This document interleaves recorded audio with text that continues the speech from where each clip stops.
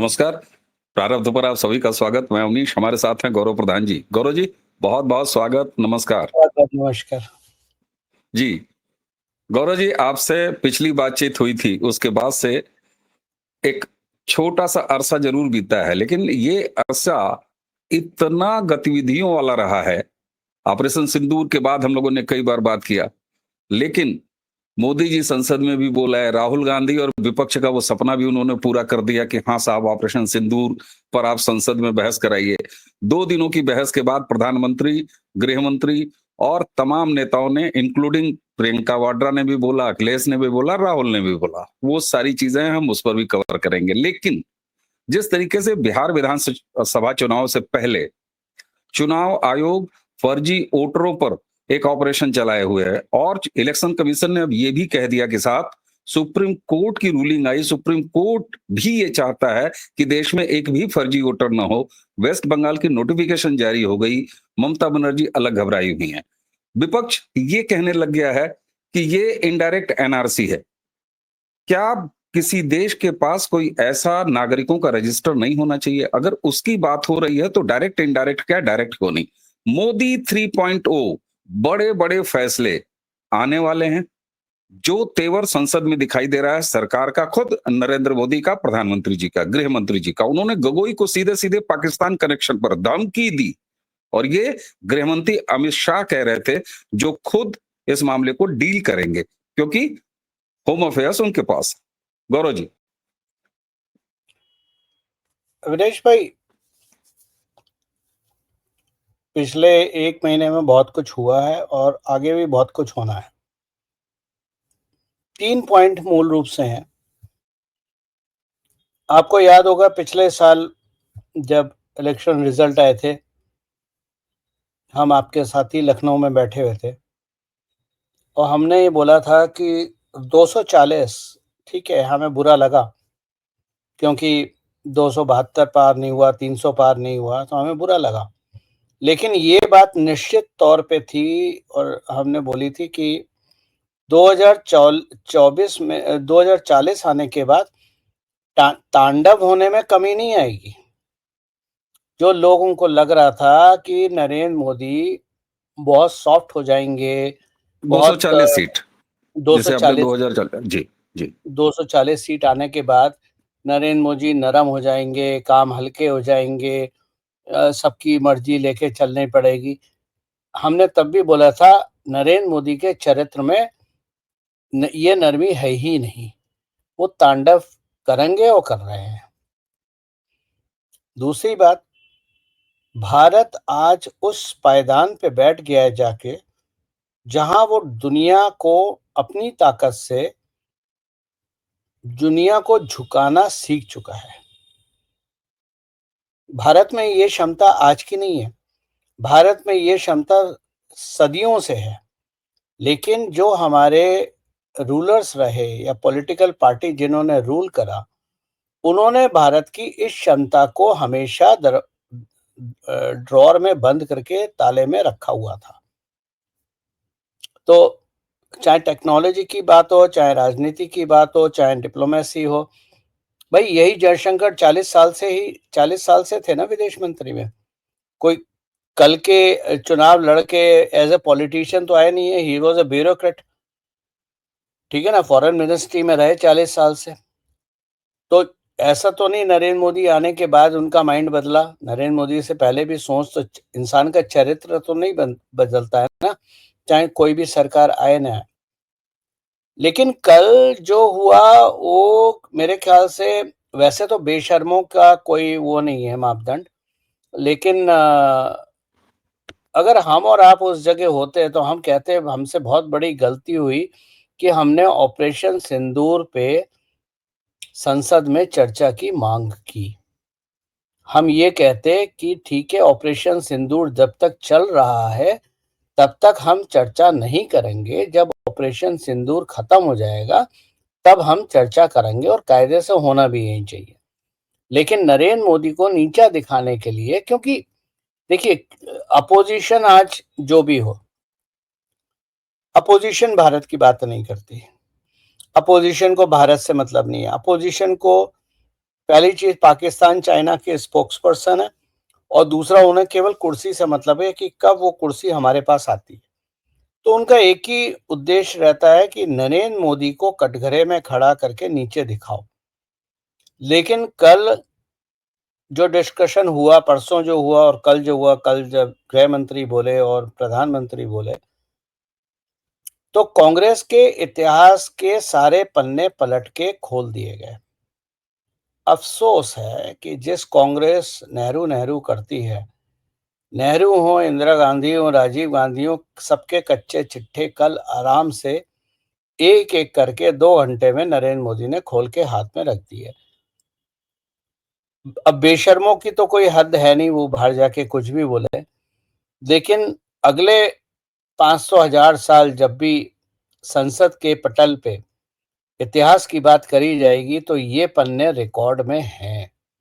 बाहर क्या बोले हैं वो रिकॉर्ड में नहीं होगा, उसकी कोई वैल्यू नहीं होती है। जो पन्ने लिखे गए कल, वो इतिहास में दर्ज हो गए।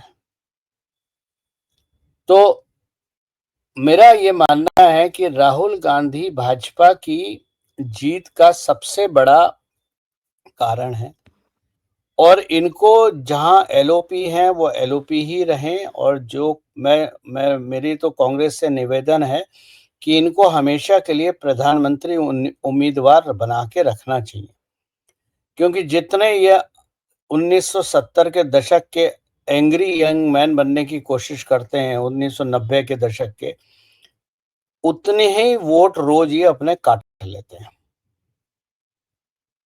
तो कल बहुत कुछ हुआ, उसको रिपीट करने की जरूरत नहीं है, आपके सारे दर्शकों ने देखा हुआ है, सुना हुआ है, उस बात को रिपीट करके हम उस चीज को नहीं बोलेंगे। लेकिन मूल रूप से जो मेरी समझ में आया, छोटी सी समझ में, कि कल नेहरू से लेके और राजीव गांधी तक और मनमोहन सिंह तक कांग्रेस के सारे कांग्रेस के सारे पर्चे खुल के इतिहास में दर्ज हो गए। कांग्रेस के जो अब पार्लियामेंट के पोजीशन में, वो इतिहास रहेगा। बिल्कुल। कल जो कुछ भी हुआ उस पर खूब सारी बात हो गई, लेकिन आपने जितने शॉर्ट में उसको समेटा है, दर्शक हमारे सुधी हैं, वो सारी चीजों का विवेचन करेंगे। गौरव जी, इलेक्शन कमीशन जो ये चुनाव मतदाताओं की लिस्ट होती है, ये एक रूटीन प्रक्रिया है। बिहार की ही बात है, 2003 में ये हुआ था। ये अलग बात है कि 2003 में जैसे ही ये हुआ, 2005 में लालू प्रसाद यादव के जंगल राज वाली सत्ता चली गई। बंगाल में अब यही बारी है, बंगाल के लिए भी नोटिफिकेशन ऑन हो गया है। क्या एनआरसी से पहले, सीए लागू है, एनआरसी से पहले, क्योंकि सुप्रीम कोर्ट भी चाहता है, ये देशव्यापी एक प्रक्रिया इलेक्शन कमीशन चलाएगा, ताकि कम से कम फर्जी आधार और फर्जी राशन कार्ड और फर्जी निवास प्रमाण पत्र, जन्म प्रमाण पत्र, इन सारी चीजों से अलग मतदाता सूची कम से कम भारत की सरकार बनाने के अधिकार को केवल भारत के नागरिक लें। क्या ये जरूरी है, और इसे आप एनआरसी से पहले होता हुआ देख रहे हैं देशव्यापी? क्योंकि देखिए, इतिहास में, आधा सेकंड, इतिहास में संभवतः ये पहला मौका है कि जब इतनी रूटीन कार्रवाई को इलेक्शन कमीशन बाकायदे प्रेस कॉन्फ्रेंसेस करके और पब्लिक में आके कह रहा है, विपक्ष के नेताओं के उठाए सवाल को भी बड़ी मजबूती से एड्रेस कर रहा है। ये एक नया स्वरूप देखने को मिल रहा है इलेक्शन कमीशन का। जी देखिए, सबसे पहले तो इस बात पे बात करने से पहले ये चीज क्लियर कर देनी बहुत आवश्यक है कि सुप्रीम कोर्ट ने कभी भी ये ऑर्डर नहीं दिया कि आप राशन कार्ड और आधार कार्ड को माध्यम बनाओ। अफसोस ये है कि आपके जमात के लोग, और जब मैं आपकी जमात की बात कर रहा हूं तो मैं बात कर रहा हूं यूट्यूबर्स की, उन्होंने, क्योंकि एक हमारे देश में एक टेंडेंसी बनी हुई है, जो चीज समझ में ना आए उसको गालियां दो। सुप्रीम कोर्ट के ऑब्जर्वेशन, जजमेंट, ऑर्डर और सजेशन अलग अलग होते हैं।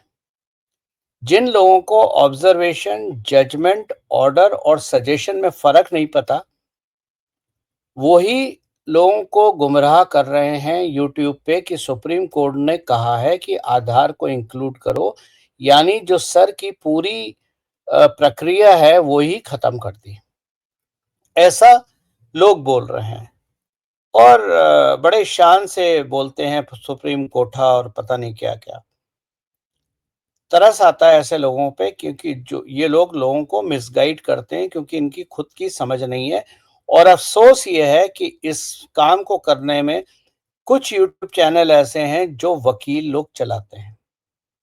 चाहे वो सुप्रीम कोर्ट के हों, चाहे हाई कोर्ट के हों, बड़े नामी लोग हैं सोशल मीडिया पे, वो चलाते हैं और लोगों को गुमराह करते हैं। सुप्रीम कोर्ट ने केवल एक सजेशन दिया था इलेक्शन कमीशन को कि अगर आप ठीक समझें तो आप आधार भी इंक्लूड करें। ये नहीं कहा था आधार इंक्लूड करो, ये कहा था अगर आप ठीक समझें तो आधार इंक्लूड करें। यानी अब पूरा डिस्क्रिशन इलेक्शन कमीशन पे है कि वो आधार, राशन कार्ड इत्यादि इस्तेमाल करते हैं या पासपोर्ट या जन्म प्रमाण पत्र और जो और चीजें हैं उनको लेके चलते हैं।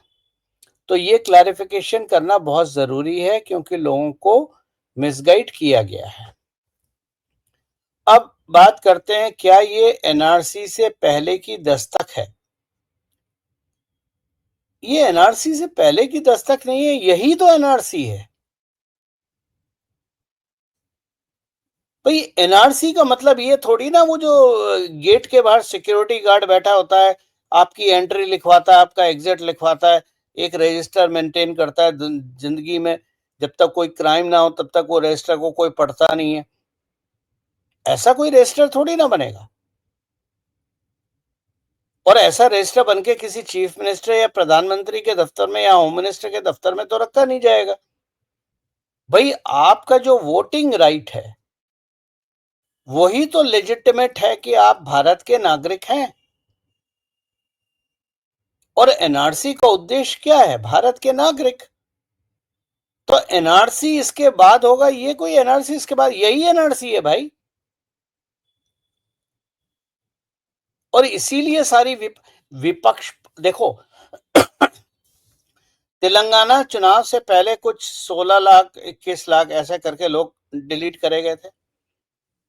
कर्नाटक चुनाव से पहले कुछ ऐसे डिलीट करे गए थे, 4 या 5 लाख लोग। भाजपा ने तो कभी शोर नहीं मचाया। भाजपा ने तो नहीं कहा इलेक्शन कमीशन बाइस्ड है, लोकल लेवल पे काम कर रहा है, लोकल नेताओं की सुन रहा है, और किसी पे उंगली नहीं उठाई। दिक्कत यह है कि बिहार, बंगाल, यूपी ऐसे कुछ राज्य हैं जहां पर डिसीजन मेकिंग रोहिंग्यास और बांग्लादेशी करते हैं। और दिल्ली आपका, अब दिल्ली में सारे उखाड़े जा रहे हैं। तो इनका दर्द, राहुल गांधी हो, तेजस्वी यादव हो, आरजेडी हो, कांग्रेस हो, इनका दर्द ये नहीं है कि लोगों का नाम कट रहा है या लोगों का घर उजाड़ा जा रहा है और रोहिंग्यास को वापस भेजा। इनको इनसे कोई मतलब नहीं।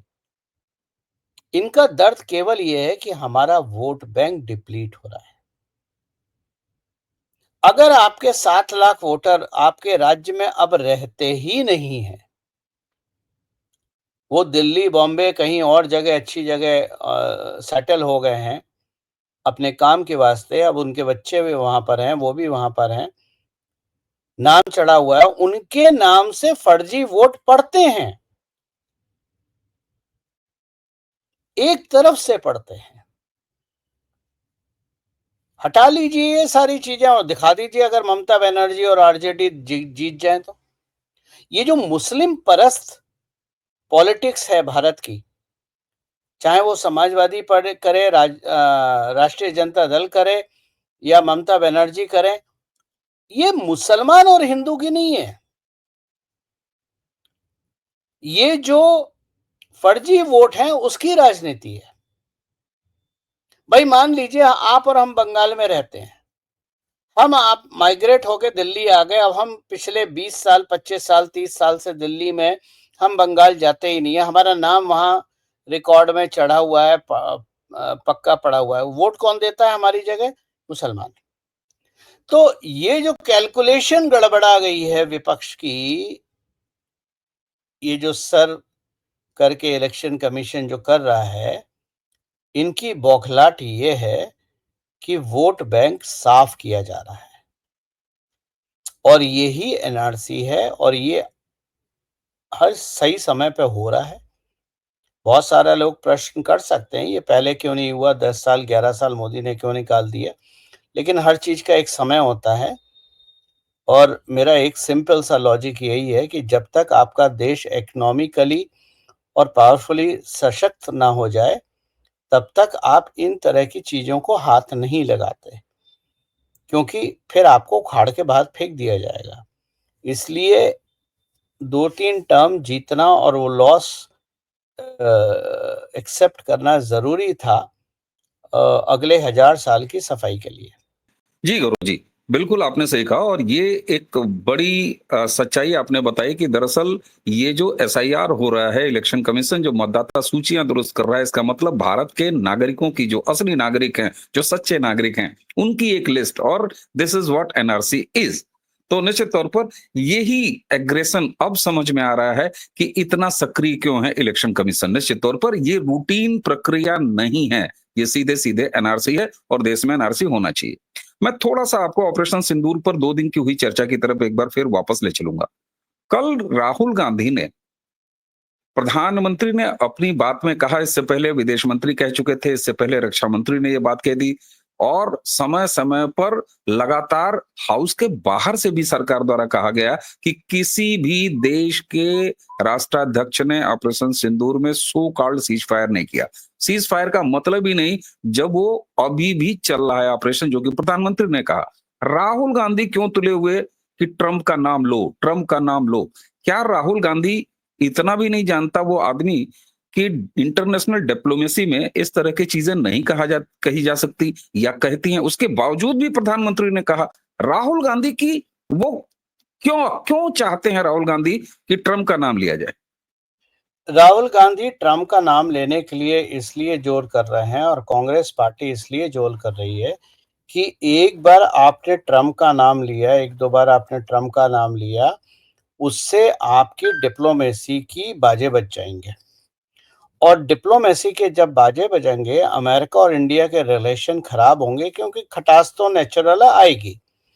और देखो, आपको मानो ना मानो पर ट्रंप ईगोइस्टिक इंसान है और वो व्हाइट स्किन की सुप्रीमेसी है, वो व्हाइट स्किन का डीएनए है। वो अपने आप को ईगो और अपने आप को बहुत बड़ा तोपची समझते हैं। तो आपके डिप्लोमेसी में आपके रिलेशंस खराब होंगे, लिख के रख लो। अब जब रिलेशन खराब होंगे तो रिलेशन किस तरफ जाएंगे? चाइना। यही तो 2008 का एमओयू है।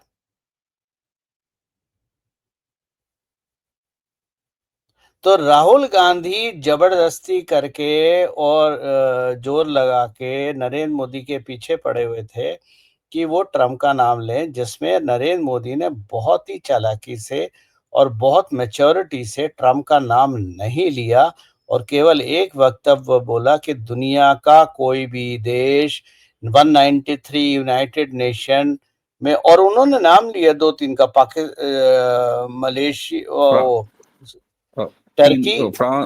टर्की, चाइना और पाकिस्तान, इसका तो नाम लिया, 3 का। बस, तो इन 3 का नाम लिया कि इनके अलावा किसी ने भी विरोध नहीं किया था। बात खत्म।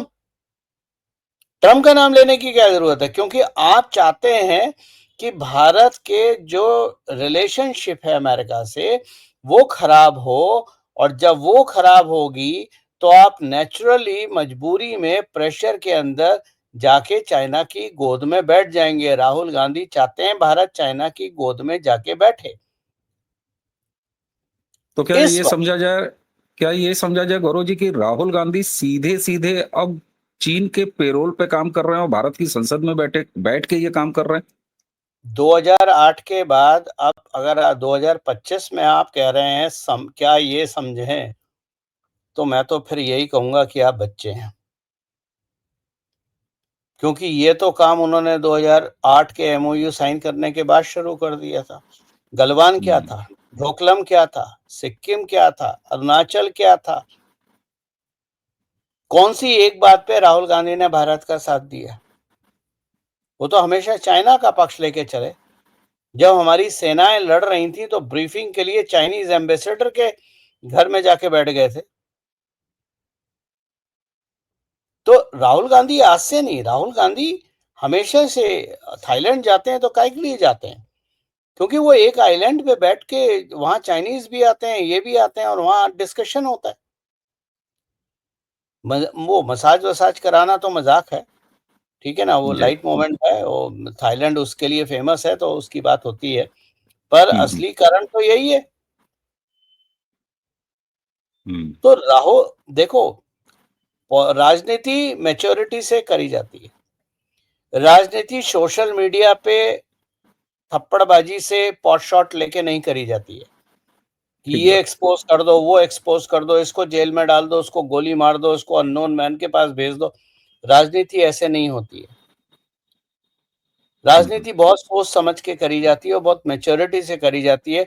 जब तक राहुल गांधी एलओपी हैं और कांग्रेस के नेता हैं और फ्यूचर प्रधानमंत्री हैं, भाजपा को कोई हरा नहीं सकता। ये बड़ी बात। और इसीलिए शायद ये मजाक भी किया जाता है कि सबसे बड़े स्टार प्रचारक भारतीय जनता पार्टी के वो राहुल गांधी है। और आपने कहा कि ये बच्चों का सवाल, निश्चित तौर पर हम जैसे लोग जब विषय विशेषज्ञों से कोई बात पूछते हैं तो हमारा अप्रोच ये होता है, पहला कर्तव्य भी यही होता है कि एक आम जन के सवाल वो सामने रखा जाए ताकि एक्सपर्ट कमेंट आते हैं। बिल्कुल। इसलिए हम बच्चा बन भी जाते हैं सर, बिल्कुल बनेंगे। अब मैं जहां से शुरू किया था आज की चर्चा वहां ले चलता हूं गौरव जी। नरेंद्र मोदी 3.0, तीसरी बार नरेंद्र मोदी की सरकार, बड़े-बड़े काम नरेंद्र मोदी ऐसे करके ऑलरेडी फाइलें रख चुके हैं 11 साल की अपने शासन में। गौरव प्रधान जी, जो कि नरेंद्र मोदी की कार्यशैली को समझते हैं, देश की आवश्यकता को भी समझते हैं, ग्राउंड पर काम करते हैं। आपके लिहाज से अगले कौन से ऐसे काम जो नरेंद्र मोदी ले सकते हैं हाथ में और उसे कर सकते हैं, या उन्हें हाथ में लेना चाहिए और ज़रूर करना चाहिए? गौरव प्रधान।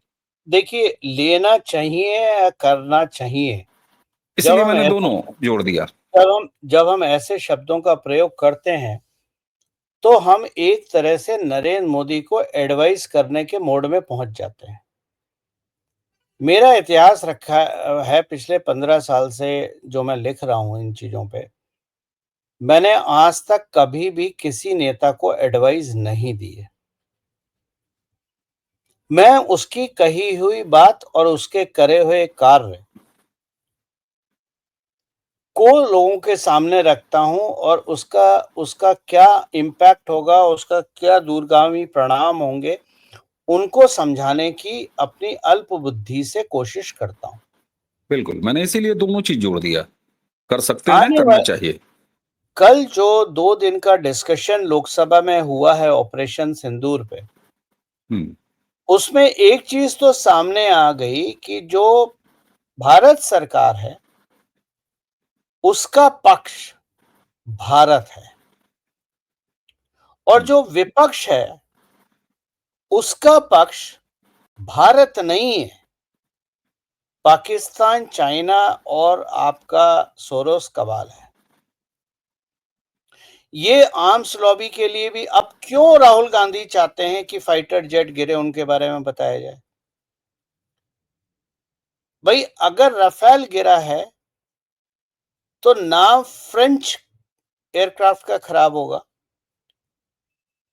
अमेरिका अपने जो भी उनका F-35 वो बेचेगा। चाइना अपना J-35, J-12, J-10 जो भी, J-17 जो भी है, उसको आगे करेगा। ये आम रेस है और इस वक्त कोई समझ नहीं पा रहा है, मतलब डाइजेस्ट नहीं हो रहा है, वेस्ट को ये चीज हजम नहीं हो रही है कि भारत अपनी टेक्नोलॉजी पे 26 मिनट में एक युद्ध को कर करा के समेट के चद्दर तान के सो भी गया। जहां वो अरबों खरबों के हथियार दे के पिछले 3 साल से उधम कर रहे हैं, वो उनके उधम आज तक खत्म नहीं हुए और हमने 26 मिनट में सब कुछ निपटा के, और वो भी भारतीय टेक्नोलॉजी से। संसद में एक सदस्य ने यहां तक कि गिना दिया कि कौन कौन से हवाई जहाज गिरे। अब मैं संसद में नहीं हूं, वरना सवाल ये पूछा जाता, भाई हवाई जहाज गिरे तो कहां गिरे? या तो पाकिस्तान में गिरे होंगे या भारत में गिरे होंगे। अमेरिका, वेनेजुएला, चाइना, रशिया में जाके तो नहीं गिरे होंगे। समंदर, बीच में समंदर भी नहीं है जो जाके गिरे होंगे। तो दोनों जगह अगर पाकिस्तान की तरफ गिरे होते तो पाकिस्तान तो लहंगा उठा के नाच रहा होता सारी दुनिया में, फोटो और वीडियो लेके कि हमने गिरा दिए, हमने गिरा दिए। ऐसा नहीं हुआ। और अगर भारत की साइड में गिरे होते तो भारत में बहुत तेजस्वी यूट्यूबर्स हैं जो कब भारत विरोधी हो जाते हैं उन्हें खुद नहीं पता चलता। वो जाके सबसे पहले दौड़ के जाते और उसका फोटो वीडियो उठा के बोलते नरेंद्र मोदी झूठ बोल रहे हो, क्योंकि इससे उनके सब्सक्राइबर बढ़ते। ऐसा भी नहीं हुआ। तो अगर भारत के 5, 7, 10, 12, 15, 20 हवाई जहाज गिराए तो भाई साहब वो गए कहां? जमीन निकल गई या आसमान खा गया? कहीं तो डर भी गिरी होगी, कबाड़ कहीं तो गिरा होगा। दिक्कत यह है कि मिलिट्री टर्मिनोलॉजी में फॉलन एयरक्राफ्ट का मतलब होता है aircraft which has develop a technical issue and it is out of combat role right now. Fallen का मतलब ये नहीं होता आसमान से गिर गया जमीन पे। और यहीं पर हमारी फौजों ने, और दूसरी बात है, एक बात ये तो हो गई मूल मुद्दा राहुल गांधी का। फंडामेंटली युद्ध में ये नहीं गिना जाता कि कितने हवाई जहाज गिर गए, कितनी मिसाइल गिर गई। युद्ध में ये गिना जाता है कि युद्ध का आउटकम क्या होगा। हवाई जहाज हैं, गिरेंगे, मिसाइलें हैं, फेल भी होंगी, लेकिन सरप्राइजिंगली ना भारत की मिसाइल फेल हुई, ना हवाई जहाज फेल हुए, ना फौज फेल हुई।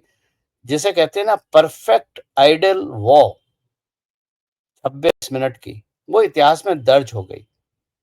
दूसरी बात ऑपरेशन सिंदूर से ये हुई कि भारत का वर्चस्व दुनिया भर में साबित हो गया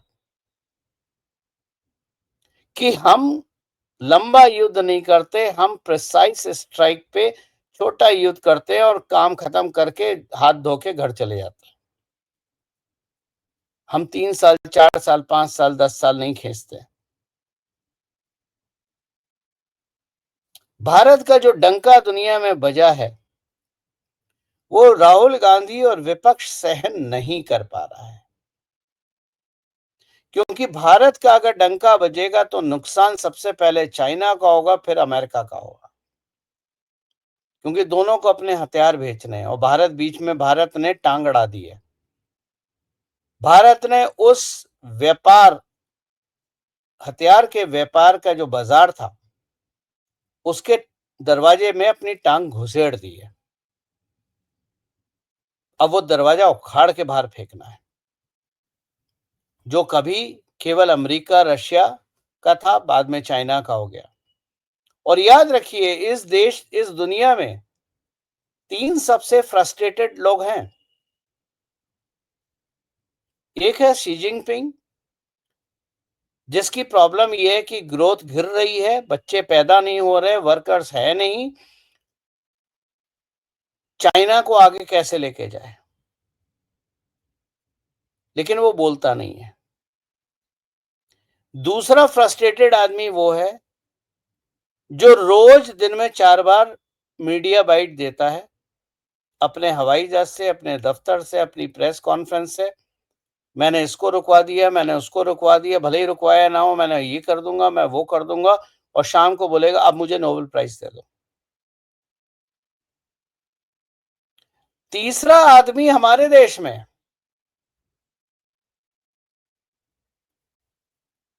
और ये आदमी वो है जो जब बोलता है तो उसे खुद नहीं समझ में आता कि वो अपने ही ताबूत में कील ठोक रहा है। उसका नाम है राहुल गांधी। इन तीनों को ठिकाने लगाने के लिए जो व्यक्ति है उसका नाम है नरेंद्र मोदी। वो करता पहले, बताता बाद में, क्योंकि इस देश का इतिहास रहा है कि करना तो बात की चीज है, पहले दुनिया को ढिंडोरा पीट देते थे हम। अब जब तक हो नहीं जाता तब तक किसी को पता ही नहीं चलता। मैं आपको एक उदाहरण दे रहा हूं। आपने एनआरसी पे सवाल पूछा, मैंने आपको पूछा एनआरसी है क्या? मैंने कहा यही तो एनआरसी है।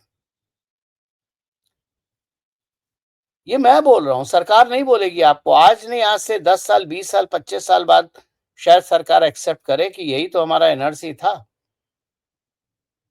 लेकिन ये आपको किसी यूट्यूबर ने नहीं बोला होगा।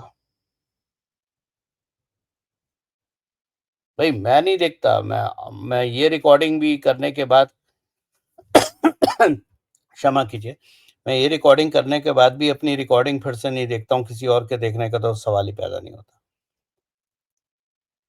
देखो, दिमाग की क्लैरिटी होना जरूरी है। हर मुद्दे पे नरेंद्र मोदी को कटघरे में खड़ा करना, जो हमारी एक नियति बन गई है, वही गलत है। जब हमने सत्ता किसी व्यक्ति के हाथ में दी है जो पिछले 11 साल से भारत को मजबूत ही कर रहा है, हमें रोज पॉट शॉट। अब आप देखिए, कल और परसों 2 दिन संसद में ऑपरेशन सिंदूर पे चर्चा हुई। मैं कुछ कमेंट, क्योंकि कभी फ्लाइट में था, कभी कैब में था, तो और कुछ काम तो था नहीं, ब्राउज कर लो, तो मैं देख रहा था लोग कमेंट्री मार रहे थे। अब ये आ गया, अब इन्होंने ये परखच्चे उड़ा दिए एक एक लाइन के। अब 6 बजे मोदी आके बम फेंकेंगे। क्या चल रहा है भाई? वर्किंग डे था, काम करो अपना। मैं आपको सही बता रहा हूं और मेरी बात का आप विश्वास कीजिए। मैंने नरेंद्र मोदी जी को नहीं सुना, मैंने होम मिनिस्टर को नहीं सुना। बाद में एक आध क्लिप मेरे व्हाट्सएप पे आए तो मैंने देख लिए, लेकिन मैंने नहीं सुना, क्योंकि मुझे पता है कि मेरा नेतृत्व तो बहुत मजबूत है। मेरा नेतृत्व तो भारत के लिए काम कर रहा है। मेरा नेतृत्व इनको छोड़ेगा नहीं। मेरा नेतृत्व इनको एहसास दिला देगा कि ऑपरेशन सिंदूर पे चर्चा मांग के इन्होंने अपने पैर पे कुल्हाड़ी मारी है। फिर किसी ने मेरे को बताया, सर आज नरेंद्र मोदी ने अपनी स्पीच में 3 बार नाभि शब्द का इस्तेमाल करा है, हूबहू वैसे ही जैसे आपने लिखा था। हो सकता है कोई पढ़ता हो मुझे। तो देखिए, समय बदल गया है, भारत बदल गया है। भारत अब उस जगह पर पहुंच गया है जहां भारत को दबाना असंभव है। लेकिन यहाँ लोगों की जिम्मेदारी भी ज्यादा हो जाती है, क्योंकि हमें उस नेतृत्व पे भरोसा रखना है, सपोर्ट करना है, और आने वाले वक्त में उसी नेतृत्व को तब तक रखना है जब तक वो नेतृत्व खुद ना बोले कि भाई बहुत हो गया, अब मैं घर जाना चाहता हूं। मैं ये नहीं कह जी रहा नरेंद्र मोदी अगले 10 साल रहेंगे, 20 साल रहेंगे, 50 साल रहेंगे, मैं वो चीज नहीं कह रहा। मैं कह रहा हूं जब तक वो इंसान ये ना बोले कि बस मेरा जो काम था वो मैंने कर दिया, अब मैं आराम करना थोड़ा चाहता हूं, 50-60 साल हो गए काम करते हुए, अब नई पीढ़ी इसको संभाले, तब तक हमें उस नेतृत्व का साथ देना है, और जिसके हाथ में वो जिम्मेदारी सौंप के जाए उसको बिना शर्त अपना स्वीकार समर्थन।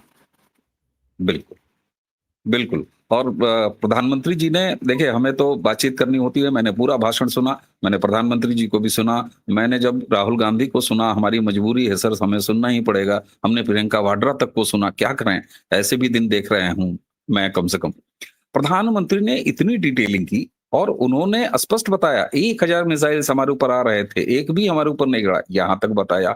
इसके अलावा रक्षा सौदों का जिसका अभी आपने जिक्र किया, उन्होंने बताया कि भारत अब विश्व रक्षा व्यापार में एक मजबूत दखल दे रहा है, और उन्होंने गिनाए कि 100 के लगभग ऐसे देश हैं जिनके साथ भारत के रक्षा व्यापार की बातचीत चल रही है, डील फाइनल हो चुकी है, बहुत सारी जगह सप्लाईज जा रही हैं। साथ में उन्होंने ये बताया कि 1000 से ऊपर स्टार्टअप, जो जिनकी एवरेज उम्र 30 साल की है, जो ड्रोन्स टेक्नोलॉजी और तमाम चीजें बना रहे हैं, उनको उन्होंने नमन किया, धन्यवाद किया। कुल मिला के मैं यही कहूँगा, आप आज की बातचीत में जो मुझे हासिल हुआ है बड़ी चीज़, और निश्चित तौर पर अब समझ में आ रहा है कि एनआरसी कोई ऐसी चीज़ नहीं है कि लाइट जलेगी और एनआरसी होगी, घर-घर आएगा कोई कहेगा एनआरसी होगी। ये जो कुछ भी इलेक्शन कमीशन कर रहा है, धीरे-धीरे इसका मतलब है ये देशव्यापी होगा, और जब देशव्यापी होगा तो ये एनआरसी हो जाएगा। ये आपसे आज हासिल सबसे बड़ी चीज़ है, जो आज की बातचीत में हमने हासिल किया है। आप अपनी देखिए कंक्लूडिंग टिप्पणी जी। देखिए, 2015 से अ, बल्कि 2014 समझ लीजिए। 2014 से मैं ड्रोन टेक्नोलॉजी में काम कर रहा हूँ कुछ कंपनियों के साथ मिलके। उसमें कुछ हैं जो आज भारत सरकार के साथ भी हैं, फ़ौज के साथ भी हैं। मैंने 2014 में लिखा था कि आने वाली युद्ध, चाहे कहीं भी हो दुनिया में, उसमें सबसे इम्पोर्टेंट होगा ड्रोन का इस्तेमाल। अब चाहे वो बड़े ड्रोन हों, मतलब आपके हेलीकॉप्टर के साइज़ के, या इतने छोटे ड्रोन हों जो आपके हथेली पे आ जाएँ। लेकिन जो भी होगा, ड्रोन टेक्नोलॉजी होगी। भारत में ये क्षमता, युवाओं की क्षमता आज से नहीं है, हमेशा से रही है।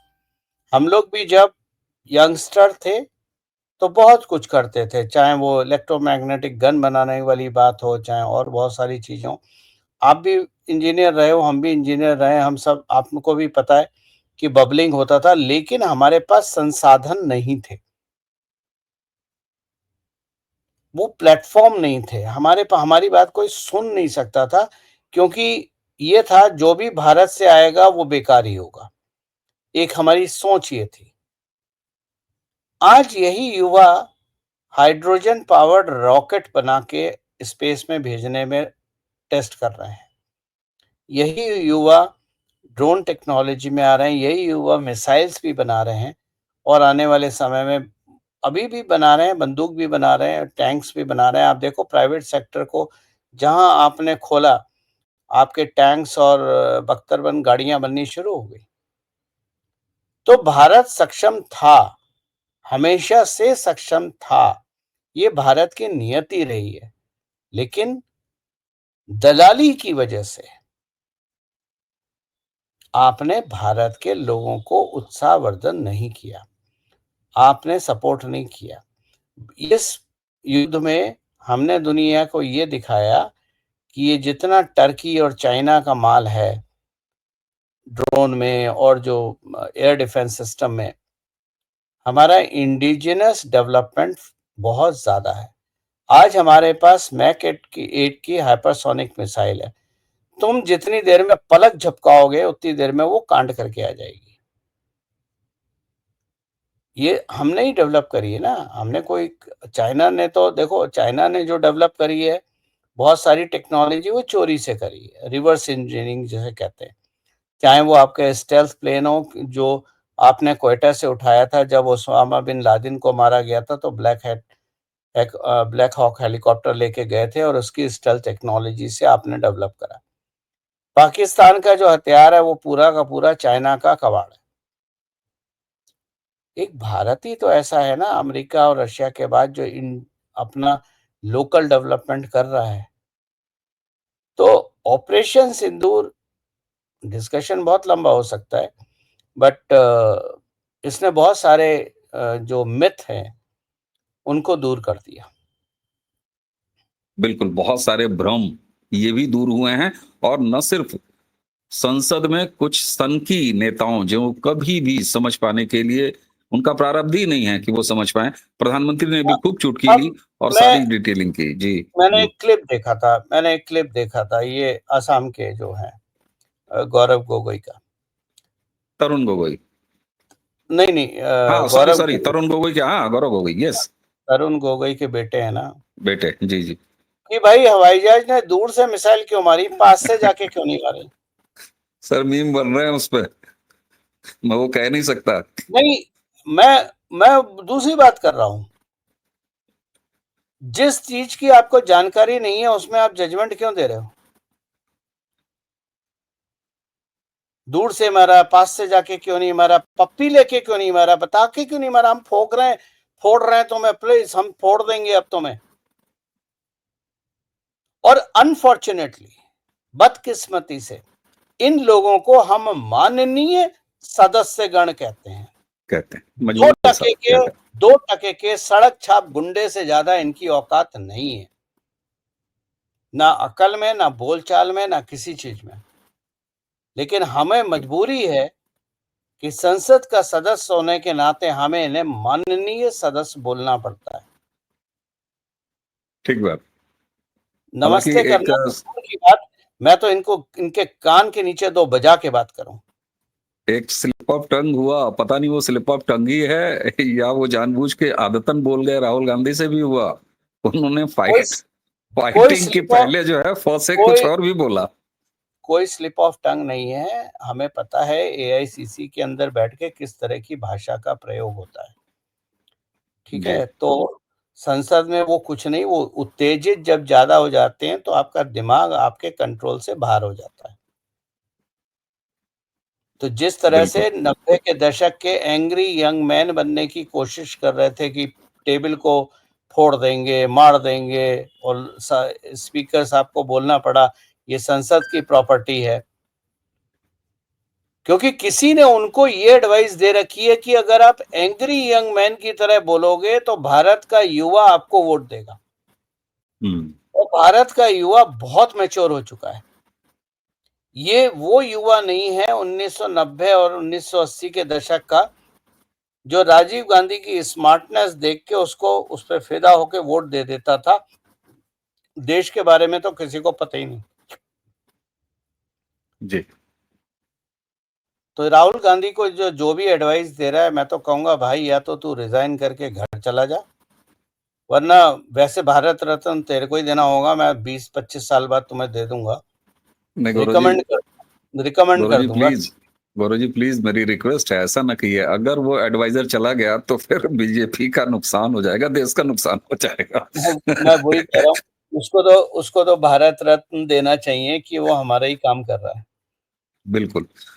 गौरव जी आपसे इतने विस्तृत विषय हैं, इन विषयों पर बड़ी लंबी बातचीत हो सकती है, लेकिन जितना आपने पिछले 40-42 मिनट में समेटा है वो एक दृष्टि जरूर देता है, और यही दृष्टि कहता है कि आप उस दौर में जी रहे हैं जब आपका प्रधानमंत्री, जब आपका सर्वोच्च नेता, इस देश का इलेक्टेड प्राइम मिनिस्टर शौचालय बनाने से लेके ड्रोन, मिसाइल और एयर डिफेंस सिस्टम, अंतरिक्ष और तमाम तरह की बात कर रहा है। इसको कहते हैं सबका साथ सबका विकास, कि अगर टॉयलेट भी कांग्रेस ने नहीं बनवाया तो वो भी नरेंद्र। और कल उन्होंने चुटकी ली प्रधानमंत्री ने, उन्होंने कहा पूछते हैं पीयूजे के कब ले आओगे, कब लाओगे, क्यों नहीं लिया, क्यों नहीं लिया। फिर हंसते हुए बोले हो इनको भी मुझसे ही उम्मीद है, इसलिए हम पूछेंगे भी तो मुझसे ही पूछेंगे।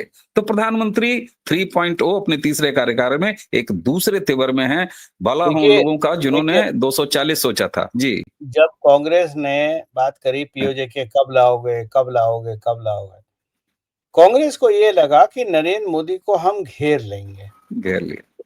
लेकिन हुआ उसका उल्टा कि, और जो बात मैं हमेशा बोलता हूं, कर लेंगे से ऐसा हो गया, मान लीजिए कोई चीज, उससे ज्यादा ये जरूरी होता है कि अगर ऐसा ना होता तो क्यों होता, तो क्या होता।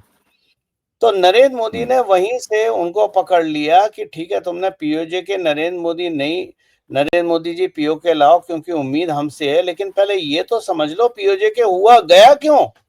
गया क्यों? जब पीओजे के गया तो उन्होंने नेहरू और इंदिरा गांधी दोनों को रगड़ दिया। बिल्कुल। उससे पहले अमित शाह जी ने जो है वो नेहरू जी को वैसे भी नवंबर 1962 चीन लड़ाई और असम को किस तरीके से बेसहारा छोड़ दिया था, वो गगोई की तरफ इशारा करके। और मैंने जैसा पहले ही कहा कि पाकिस्तान कनेक्शन उनकी बीवी का, वो भी अमित शाह जी ने 2-3 बार दोहराया। तो एक नया तेवर दिखाई दे रहा था, जो काम के साथ अगर उद्दंडता करोगे तो उसका भी दाम तुम्हें दिया जाएगा। ये तेवर है नरेंद्र मोदी सरकार का। वो लोग निराश होंगे जिन्होंने सोचा था, गौरव जी जैसे आपने अपने शुरुआती उसमें कहा कि 240 में नरेंद्र मोदी को कमजोर कर देंगे। मैं जहां तक याद कर पाता हूं, कल नरेंद्र मोदी जी ने लगभग 2 घंटा बोला, उसमें उन्होंने 4 बार ऐसा किया कि कांग्रेस को अब लगा कि नरेंद्र मोदी फंस जाएगा, नरेंद्र मोदी तो गया, नरेंद्र मोदी तो मर गया, ऐसे ऐसे चीजें। लेकिन उसके बाद बाउंस बैक। तो निश्चित तौर पर बताता है कि पीछे योजना क्या है और आज की जो सबसे बड़ी चर्चा की उपलब्धि एनआरसी इस देश में शुरू हो चुकी है। गौरव जी, इसी आखिरी टेक के साथ आपको बहुत बहुत धन्यवाद और दर्शकों, हमें उम्मीद है कि आपको ये वीडियो पसंद आया होगा। चैनल आपने सब्सक्राइब कर रखा है, वीडियोस को लाइक कीजिए, शेयर कीजिए, ताकि बेल आइकॉन भी दबा लीजिए ताकि पहला वीडियो की सूचना पहली आप तक पहुंचे। गौरव जी, एक बार फिर आपको बहुत बहुत धन्यवाद। दर्शकों, इसी के साथ हमें और गौरव जी को आज की चर्चा समाप्त करने की आज्ञा दीजिए। नमस्कार। जय श्री राम। जय जय श्री राम।